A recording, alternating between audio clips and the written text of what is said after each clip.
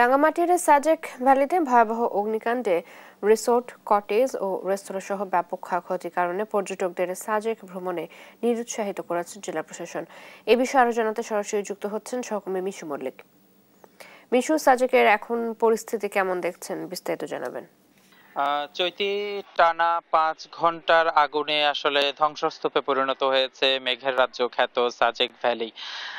গতকাল সোমবার দুপুর 1:15টার দিকে সাজেকের ইকো ভ্যালি রিসোর্ট থেকে আসলে আগুনের সূত্রপাত হয় এবং খুবই অল্প সময়ের মধ্যে আসলে আগুন চারিদিকে ছড়িয়ে পড়ে এবং এই আগুনে প্রায় 33টি রিসোর্ট, কটেজ, 27টির মতো রেস্তোরাঁ, দোকান এবং প্রায় 35টির মতো বসত বাড়ি পুরোপুরি ভস্মীভূত হয়ে গেছে।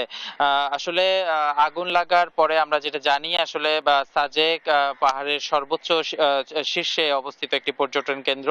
সমুদ্রপৃষ্ঠ থেকে প্রায় 1800 ফিট উপরে এই পর্যটন কেন্দ্রের অবস্থান, তাই সেখানে বাতাসের তীব্রতা আসলে খুব বেশি থাকার কারণে আগুন খুব দ্রুত চারিদিকে ছড়িয়ে পড়ে এবং সাজেকের বেশিরভাগ রিসোর্ট কটেজই আসলে কাঠ এবং বাঁশ দিয়ে তৈরি হওয়ার ফলে খুব দ্রুত আসলে সেগুলোতে আগুন ধরে যায় এবং সেই আগুন খুব দ্রুত চারিদিকে ছড়িয়ে পড়ে।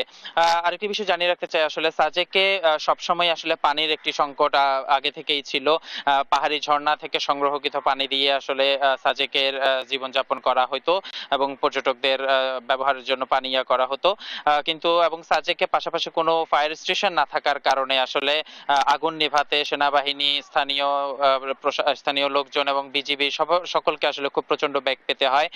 পরবর্তীতে আসলে সাজেকের খুব কাছাকাছি উপজেলা খাগড়াছড়ির দীঘিনালা উপজেলা থেকে ফায়ার সার্ভিসের একটি ইউনিট রওনা হয়, যেটি প্রায় 2 ঘন্টা পরে ঘটনাস্থলে পৌঁছে আগুন নির্বাপনের কাজ শুরু করে, কিন্তু ততক্ষণ আসলে অনেক দেরি হয়ে যায় এবং সাজেকের প্রায় বেশিরভাগ রিসোর্ট কটেজেই ততক্ষণে আগুন লেগে যায় এবং এই আগুন আসলে নিয়ন্ত্রণে আসতে আসতে প্রায় সন্ধ্যা 6টা বেজে যায়। ততক্ষণে আসলে অনেক রিসোর্ট কটেজ বসত বাড়ি আগুনে পুরোপুরি একেবারে ধ্বংস হয়ে গেছে। আমরা কথা বলেছিলাম আসলে কয়েকজন রিসোর্ট কটেজ মালিকের সাথে, তারা যেটা বলছিলেন খুব হতাশার সাথে, যে তাদের যে বিনিয়োগ এবং এই পর্যটন খাতে তাদের যে বিনিয়োগ সেটি একেবারেই তারা হারিয়ে ফেলেছেন এবং ভবিষ্যতে আসলে তারা আবার নতুন ভাবে ব্যবসায় ফিরতে পারবেন কিনা আসলে তার নিশ্চয়তা তারা দিতে পারছেন না। এদিকে আমরা কথা বলেছিলাম রাঙামাটি জেলা প্রশাসক মোহাম্মদ হাবিবুল্লাহর সাথে।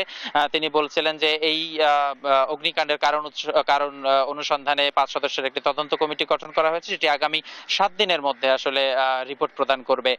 পাশাপাশি সেনাবাহিনী এবং বিজিবির পক্ষ থেকে তাদের রাতের খাবার এবং সকালের নাস্তা ব্যবস্থা করা হয়েছে। তো আসলে চৈতি, এই ছিল আমার কাছে সাজেকের অগ্নিকাণ্ডের সর্বশেষ।